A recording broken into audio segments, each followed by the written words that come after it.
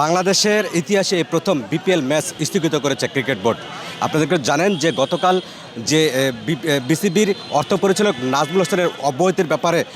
যে সিদ্ধান্ত রয়েছে সেই সিদ্ধান্ত নিয়ে কিন্তু আজ ক্রিকেট ম্যাচ অর্থাৎ ক্রিকেটের যে বিপিএল ম্যাচ ছিল সেই ম্যাচ কিন্তু স্থগিত করেছে। এতে করে কিন্তু দর্শকরা কিন্তু এই ক্রিকেটের স্টেডিয়ামের সামনে কিন্তু জড়ো হয়েছেন এবং আপনারা দেখছেন যে দর্শকরা কিন্তু দুপুর থেকে কিন্তু দর্শকরা এই স্টেডিয়ামের সামনে কিন্তু জড়ো হয় এবং তারা খেলা দেখতে না পারে কিন্তু এক প্রকার তারা উত্তেজিত হয়ে পড়ে। তখন কিন্তু পুলিশ এবং সেনাবাহিনীর সহায়তা কিন্তু পরিস্থিতি কিছুটা নিয়ন্ত্রণে নেয়। বক্তব্য জানিয়ে রাখতে চাই যে গতকাল নাজমুল হোসেনকে অব্যাহতির না দিলে সব ধরনের ক্রিকেট বর্জন করা হবে এমনটাই কিন্তু কোয়াবের পক্ষ থেকে বলা হয়েছে। এবং আপনাদেরকে দেখাতে চাই এই ইতিমধ্যেই কিন্তু খেলা কিন্তু বন্ধ রয়েছে এবং আজ যে নোয়াখালী বনাম ঢাকার খেলা রয়েছে সেই খেলা কিন্তু স্থগিত করেছেন বিসিবি এবং এর পরপরেই কিন্তু দর্শকরা কিন্তু খেলা দেখতে না পারে কিন্তু স্টেডিয়াম ভাঙচুরে কিন্তু চেষ্টা চালাক এবং স্টেডিয়ামের যে বাইরের যে ব্যানার ফেস রয়েছে সেগুলো কিন্তু টেনে হিসেবে কিন্তু দর্শকরা মাটিতে ফেলে দেয়। এর পরে কিন্তু পুলিশ কিন্তু অ্যাকশনে যায় এবং পুলিশ পরিস্থিতি নিয়ন্ত্রণে আনতে না পারে কিন্তু সাথে সাথে সেনাবাহিনীকে কিন্তু খবর দেওয়া হয়। সেনাবাহিনী তৎক্ষণাৎ এই ঘটনাস্থলে এসে কিন্তু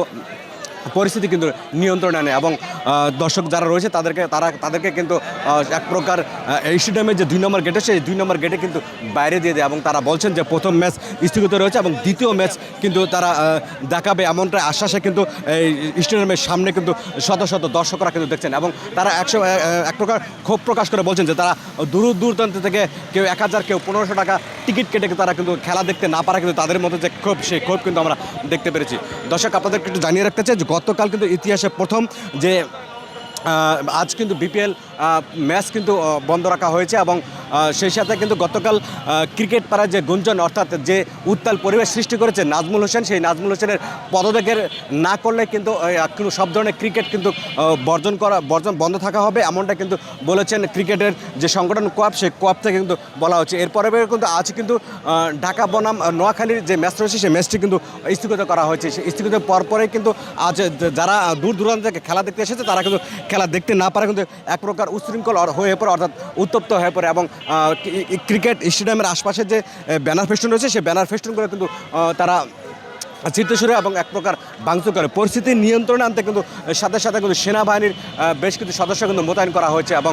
পরিস্থিতি এখন যে বর্তমান পরিস্থিতি দেখাতে চাই যে দর্শকরা কিন্তু দ্বিতীয় ম্যাচটি খেলা দেখাতে কিন্তু অপেক্ষা করছেন এবং দ্বিতীয় ম্যাচটি কিন্তু সন্ধ্যা 7টায় শুরু হওয়ার কথা রয়েছে এবং তারা বলছেন যে আজ যদি খেলা না হয় তা আমরা সব ধরনের ক্রিকেটকে বর্জন করবো অর্থাৎ সব ধরনের বাংলাদেশ বিপিএলকে বয়কট করবে, ক্রিকেট অঙ্গনকে তারা বয়কট করবে এমন কিন্তু বলছিল সাধারণ মানুষ। দর্শক আপনাদের একটু জানিয়ে রাখতে চাই যে গতকাল নাজমুল হোসেন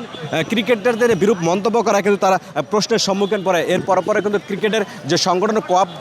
রয়েছে সেই কোয়াবের পক্ষ থেকে তারা ঘোষণা দিয়েছেন যে নাজমুল হোসেনকে পদত্যাগ না করলে কিন্তু তারা ক্রিকেট কিন্তু বর্জন করবেন এবং আপনারা দেখছেন যে দূর দূরান্ত থেকে ক্রিকেট দেখতে আসা দর্শকরা কিন্তু মুখর হয়ে অপেক্ষায় রয়েছেন এবং আপনারা দেখছেন যে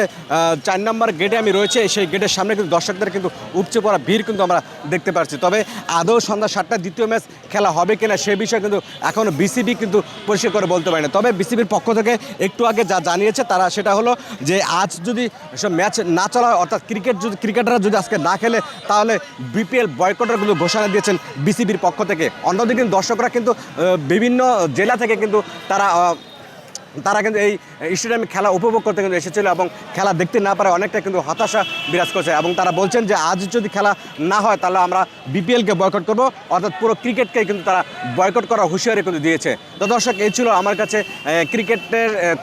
খবর নিয়ে স্টেডিয়াম থেকে সর্বশেষ।